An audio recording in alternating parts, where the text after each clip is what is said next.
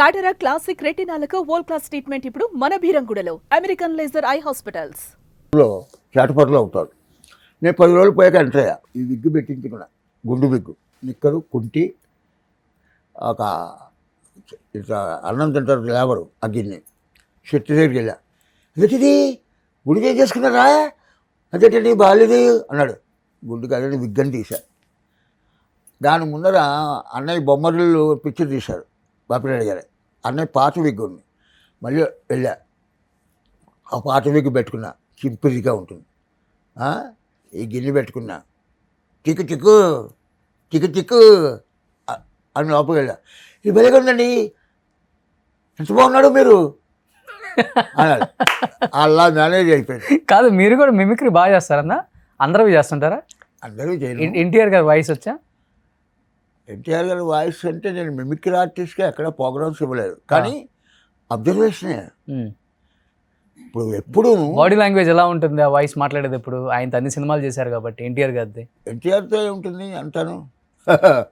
ఏమి మీ పేరేమిటి, రండి కూర్చోండి, గుండు చేస్తారా, చేసాం బాబు, వెరీ గుడ్, డైలాగ్ చూసుకోండి, బాగా చేయండి. ఏమిటి ఇచ్చి బాబు, నీకు మీ అన్నయ్యలాగా డ్రింక్ అలవాటు ఉందా అన్నాడు. నాకు లేదండి. వెరీ గుడ్, చాలా బాగుంది అన్నాడు. అలాగే నాగభూషణ్ గారు నాకు నేను బీకామ్ చదువుతాను, నాగభూషణ్ గారు డ్రామాలు వేయించేవాడు కరెక్ట్గానే. ఆయన ఎలా ఉంటారు సెట్లో, ఎలా మాట్లాడతారు? సుందరి సుందరి తుత్తు నాకు మందు కలుపుకోవడానికి డబ్బులు ఏది ఉంటుందో రావా. అరే ఏమండి మీరు తాకట్టండి, నన్ను ముట్టుకో. ఏమిటి ఎందుకు తాకట్టు, వెళ్ళు వెళ్ళు. కృష్ణ గారు ఏంటి బాగున్నా, మెల్ల మంటారా, తాగండి, చాలా బాగుంటుంది. అలా కృష్ణరాజు గారు, కృష్ణరాజు గారు అలా ఆర్టిస్ట్ అందరూ నేను ట్రై చేయాలి. అన్నయ్య రాలం గారు ట్రై చేశాను. రలం గారు, రాలం గారి చాలా బాగుంది, చాలా బాగుంది. నాకు నిజంగా నాకు నడక చాలా బాగుంటుంది, కానీ ఇది ఖాళీ లాగైపోయి నడవలేకపోతుంది, చాలా బాగుంది. రాజ్బాబు గారు ఏంటి మాను మొన్న అందరూ అడిగేస్తున్నావు రాస్తున్నావు, నాకు చాలా కోపంగా ఉంది. కాదు, సో ఇప్పుడు అన్నయ్యతో పాటు అన్ని లక్షణాలు వచ్చినాయి మీకు, రాని ఇంకొక లక్షణం కూడా వచ్చింది, రాకూడని ఇంకొక లక్షణం కూడా, అది ఆ డబ్బా. ఏంటి అసలుకి అన్నయ్య అది తిని తిని తినే థ్రోట్ క్యాన్సర్ వచ్చిందని నేను విన్నాను. ఇదేమో మరి మీరు జీవితం ఫస్ట్ నుంచి తింటున్నారు? ఫస్ట్ నుంచి తింటారు. నాకు ఒక తమ్ముళ్ళలాగా. నేను ఇండస్ట్రీకి వెళ్ళాక, నేను ఇండస్ట్రీకి అప్పుడు వెళ్ళినప్పుడు రోజుకు 15 ప్యాకెట్లు సిగరెట్ కాల్చేవాడు. మీరు రోజుకి 150 సిగరెట్లు అబ్బా కాల్చేవాడు. అన్నయ్య కూడా? అన్నయ్య సిగరెట్లు, మందు, పాను, జర్రాపాన్ని ఉన్నాయి. నాకు అప్పుడు సిగరెట్ ఉండేది. నేను ఇండస్ట్రీకి వెళ్ళిన కొత్తలో దాకా నాకు నాన్ వెజ్ తినేవాడిని కాదు. మా అన్నయ్య తాగి ఒక మాట చికెన్ ముక్క పెట్టాడు. అప్పటి నుంచి నాన్ వెజ్ షూటింగ్లో అలవాటు, ఇంట్లో తిన. రోజుకు 150 సిగరెట్ కాల్చేవాడిని. నేను వివేకానంద కాలనీ ఇల్లు కొనుక్కున్నాను. నైట్ కూడా సిగరెట్ కాల్చా.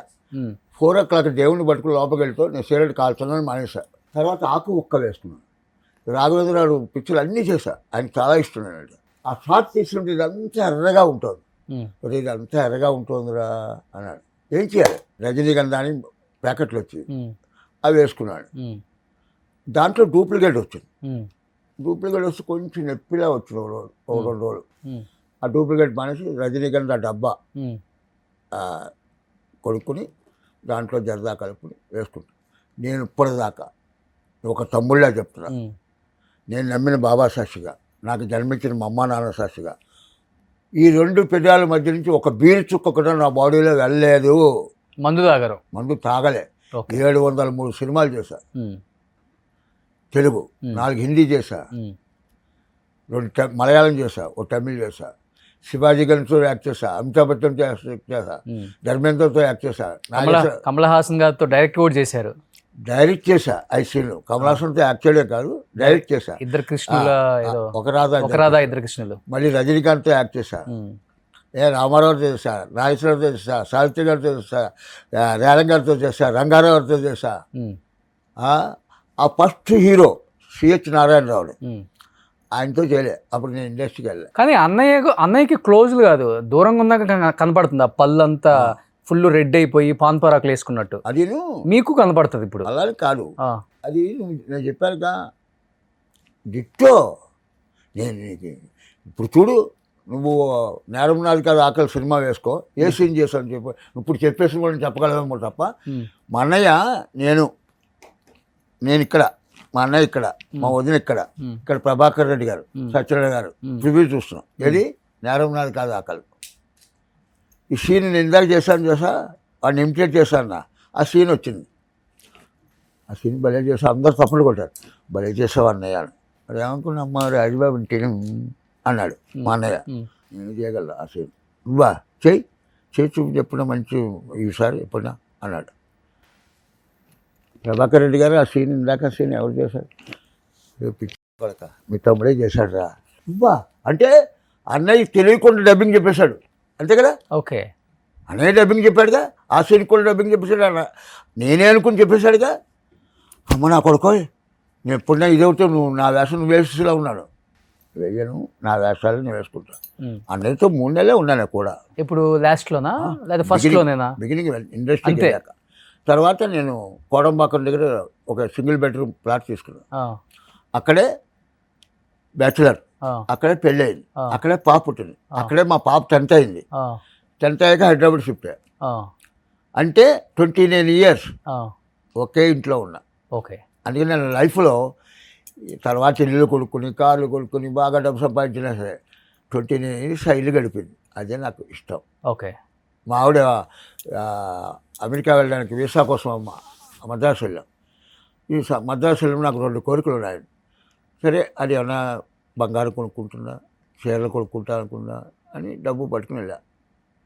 వీసా అయిపోయాక ఏంటి ఏం కావాలి, మన పార్టీలు చూపించండి. పార్టీలు చూపించాను. మా అపార్ట్మెంట్ వెనకాల గుడిసెలు ఉంటాయి, అందులో మా పని మనిషి ఉంది కరుపాయి అని. చెన్నైలోనా? దాన్ని ఇల్లు ఇంటికి దాని దగ్గరికి తీసుకెళ్ళా. చూసింది. ఇంకో కోరిక ఏంటన్నా, కరుమారమ్మ టెంపుల్ అని మద్రాస్ సిటీకి దూరంగా ఉంటుంది. అప్పుడు కృష్ణమోహన్ రెడ్డి అని కోడేట్టు ఉన్నాడు, కోదండరామరెడ్డి వాళ్ళ ఆవిడ ఇది వెళ్ళి నిమ్మకాయ డిపోలో దీపాలు పెట్టి వచ్చేవాడు. ఆ గుడికి తీసుకెళ్ళేవాడు అంతే. ఇప్పుడు చెన్నైలో ఇల్లులు ఉన్నాయన్నా మీ? చెన్నైలో నేను అద్దెంట్లో ఉండేవాడిని. అప్పుడు అక్కడి నుంచి ఇక్కడ కొన్నా.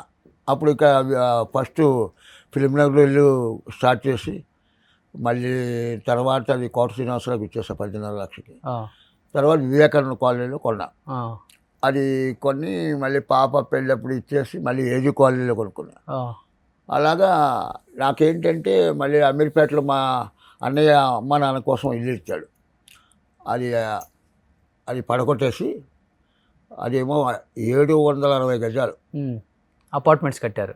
ఇల్లు, స్థలం 360 గజాలు స్థలం, 300 గజాలు ఇల్లు. మన నాగేశ్వర మేకప్ మ్యాన్ ఉన్నారు కదా, చౌదరి గారు ఉండేవాడు, ఆయన ఇల్లు కొన్నాం. మా ఇంటి వెనకాల మళ్ళీ సూర్యకాంతం గారి ఇల్లు. ఆ ఇల్లు ఎంత కొన్నాం అమీర్పేటలో? ఇల్లు ఖాళీ స్థలం 52,000 కొన్నాం 73లో.